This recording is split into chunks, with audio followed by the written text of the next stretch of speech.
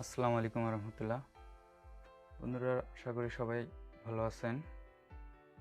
তো গত ভিডিওতে আমরা আলোচনা করেছিলাম যে আমাদের চ্যানেলে কি ধরনের ভিডিওগুলো আপলোড করা হবে। সেখানে যেগুলো টপিক নিয়ে আলোচনা করা হয়েছিল যে এই সমস্ত ভিডিও আপলোড করা হবে, তারই মধ্যে একটা পার্ট নিয়ে চলে আসলাম।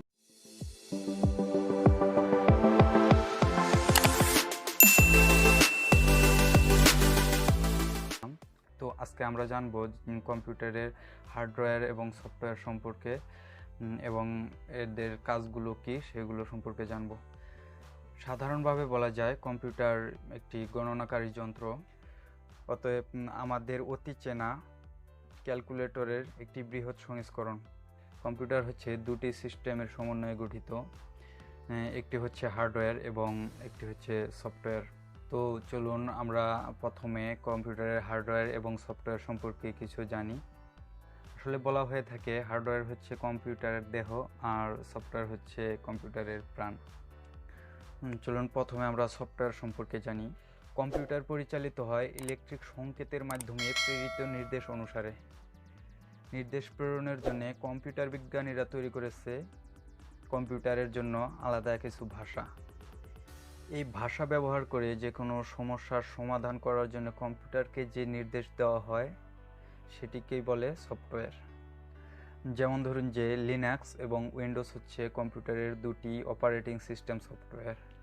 আর সহজ ভাষায় বলতে গেলে সফটওয়্যার বলতে আমরা যেগুলো বেশিরভাগ চিনি, যেমন ধরুন যে Microsoft Word, Excel, Access, PowerPoint, তারপর হচ্ছে অ্যাডোবি ফটোশপ, অ্যাডোবি ইলাস্ট্রেটর, এই সমস্ত অ্যাপ্লিকেশনগুলো হচ্ছে সফটওয়্যার। কম্পিউটারের যে সমস্ত উপকরণসমূহ দেখা যায় বা ধরা যায় সেই যন্ত্রসমূহকে একত্রে বলা হয় হার্ডওয়্যার। কম্পিউটারের প্রধান হার্ডওয়্যারসমূহের মধ্যে উল্লেখযোগ্য হলো system unit, CPU, monitor, keyboard, mouse, printer, scanner, তারপর হচ্ছে স্পিকার। এরকম আরও অনেক হার্ডওয়্যার আছে, তো যেগুলো মেইন সেগুলো আপনাদের সামনে তুলে ধরার চেষ্টা করলাম।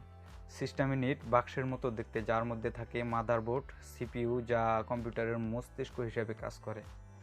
এছাড়া বিভিন্ন মেমোরি ডিভাইস, বিভিন্ন ধরনের কার্ড যেমন ভিজিএ বা AGP, sound network, power supply unit ইত্যাদি।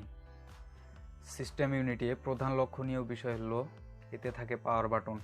যে পাওয়ার বাটন চাপ দিয়ে আমরা কম্পিউটার ওপেন করে থাকি।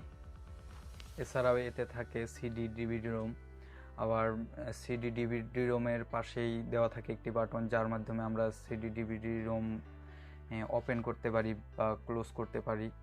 এরকম একটি বাটন দেওয়া থাকে। এবার আসুন কিবোর্ড সম্পর্কে জানি। কিবোর্ডটা আসলে কি? কিবোর্ড হচ্ছে কোনো ডকুমেন্ট টাইপ করার জন্য ব্যবহৃত হয়। এছাড়াও বিভিন্ন কমান্ড দেওয়ার জন্য এই কিবোর্ড ব্যবহার করা হয়। স্ক্রিনে দেখতে পাচ্ছেন এটি হচ্ছে কিবোর্ড। এই কিবোর্ডের মাধ্যমে আমরা ইংরেজিতে টাইপ করতে পারবো, আবার বাংলাতেও টাইপ করতে পারবো। বাংলা টাইপের জন্য আলাদা কিবোর্ড পাওয়া যায়, যেগুলোতে বাংলা লেখা থাকে, যে কোন বাটন চাপ দিলে বাংলা লেখা যাবে।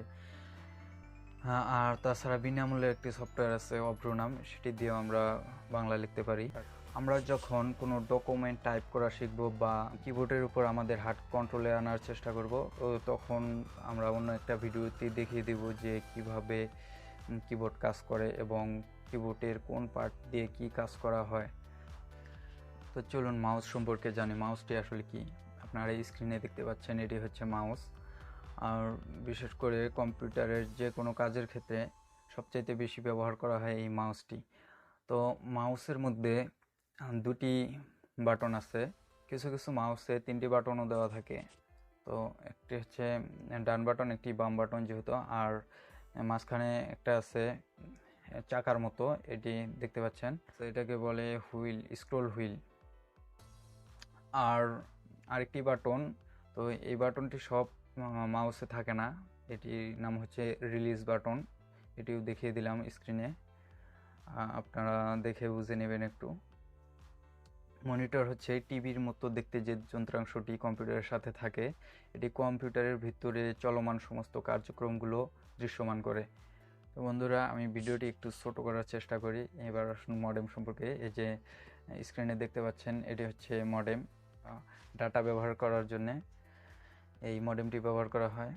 যদি কেউ সিমে এমবি কিনে ব্যবহার করতে চায়, সহজ ভাষায় যেটা বাঙালি যেটা বুঝে এটাই বললাম, এটাকে বলে মডেম। এই মডেমের মধ্যে সিম প্রবেশ করিয়ে এটা দিয়ে ইন্টারনেট ব্যবহার করতে পারবে। আর হচ্ছে রাউটার তো ম্যাক্সিমাম মানুষ চিনেন, এটা ওয়াইফাই কানেক্ট করার জন্য ব্যবহার করা হয়। এটা হচ্ছে রাউটার। এখন আসুন প্রিন্টার সম্পর্কে। প্রিন্টার আসলে কি? প্রিন্টার হচ্ছে কম্পিউটারের মাধ্যমে প্রস্তুতকৃত কোনো ডকুমেন্ট প্রিন্ট করার জন্য ব্যবহার করা হয়।